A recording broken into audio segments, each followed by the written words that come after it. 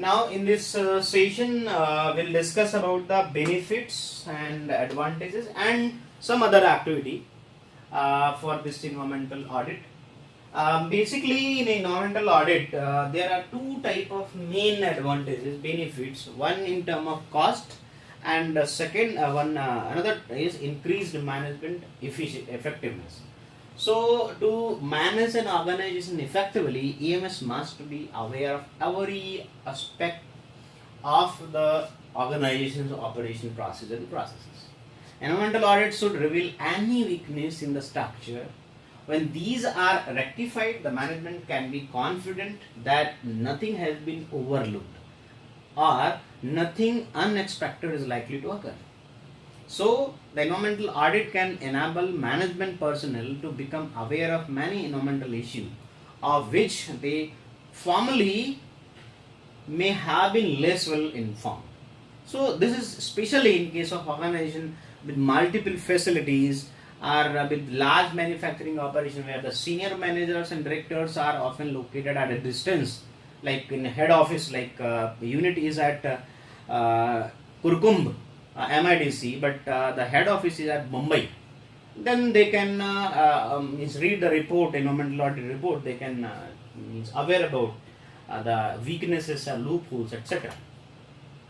So managers may have visited many of the sites where there are obvious environmental risks, and even if they may not have the appropriate knowledge or training to identify the risks are present, because one person in one visit, a first visit cannot evaluate all the risk at one time. So the report, environmental audit report, provide all unforeseen are the area where the person is not having appropriate knowledge. The use of environmental audit can provide the management with the confidence that any actual potential risk have been identified. This environmental audit merely provide a snapshot of what is happening at the moment in time and doesn't help to ensure ongoing management effectiveness and the proper operation system and the process. It is a tool which add decision making and management control. So this is also known. And in case of cost saving, audit should identify opportunity for improvement in the organization management. Then this will lead to saving in spending. This is particularly common in case of issue audit, like single issue audit, which has a water or waste or some waste minimization. Example of waste minimization is an area where there are many opportunities for organization to save money. So waste required to be disposed and itself cost money, of course. Otherwise, it means after conducting a single issue audit, you may get to know that how we can save the waste and how we can recycle that, or we can sell this waste to the other company, because some waste, like if your ETP is generating sludge having gypsum, then you can sell this waste to some cement industries. In other case, if you are burning the coal or some other fuel which is generating fly ash, then this fly ash is a waste from your company, but this is raw material for the cement company or brick manufacturing company. So that fly ash can be sold to those companies. For instance, companies are charged for disposing of waste into licensed landfill facility. That can be sold to the under co-processing also, like e-waste and some plastic waste. Plastic waste under RDF. So reducing the amount of waste produced can lead to saving of the organization in the to dispose the waste in scientific manner also. An obvious way of minimizing the amount of waste generated is to minimizing the inputs, and adopting a more efficient process could mean that fewer raw material are required. That means the overall cost of raw material is reduced. And these reduction in the amount of water requirement can also lead to saving. So you can see, and recycling is not only lead to reduction of the total amount of waste produced, but also can provide the direct cost saving. So by product of our intermediate product of an process may have potential use in another, they can be sold outside. In addition, the recycling of water, which may involve treating, cleaning, cooling, can be also led to a reduction in wastewater disposal cost. and it may useful to explore the possibility of waste exchange scheme. That is there is one scheme also, carbon trading scheme, but we'll tell in next some time. Selling your waste to your other businesses use as a raw material, buying in waste for your own use, that means that save your money. Some farmer can lead to reduction in waste disposal cost by providing the possibility to reduce raw material cost. Even small company who think that environmental issues are of no relevance to them cannot operate in isolation from the environmental issue.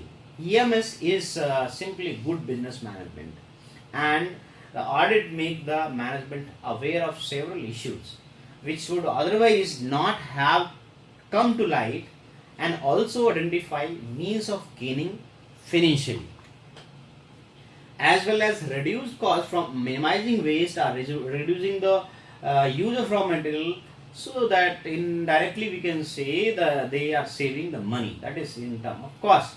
So possibility of reduced insurance premium for good environmental performance can save your money and reduce likelihood of unexpected pollution event, therefore less chance of incurring costly fines or penalties. So these are the area where environmental audit can help to the organizations, to the factories, to the manufacturing unit, where the benefit come to the individual industry. So there are mainly two area. One is the effectiveness of the EMS, and second one is the cost reduction. So that are the benefits. Advantage means it increase the awareness about the policies to your system, workforce, manpower, and preparation of plans, improved relationship with the regulatory authority, identifying area of strength and weakness of improvement. That means you can identify the loopholes in the factory, and better understanding of consumer demand, evaluation of pollution control, favorable publicity, assuring safety of the plant, environment, and human being, and increased management confidence due to feeling of security that compliance status of the plant is confirmed and documented. So these are the basic advantages, and very few of disadvantages. They are like a disruption of plant activity while audit is carried out, because they have to check everything that is working or not, so that maybe disrupt some operation.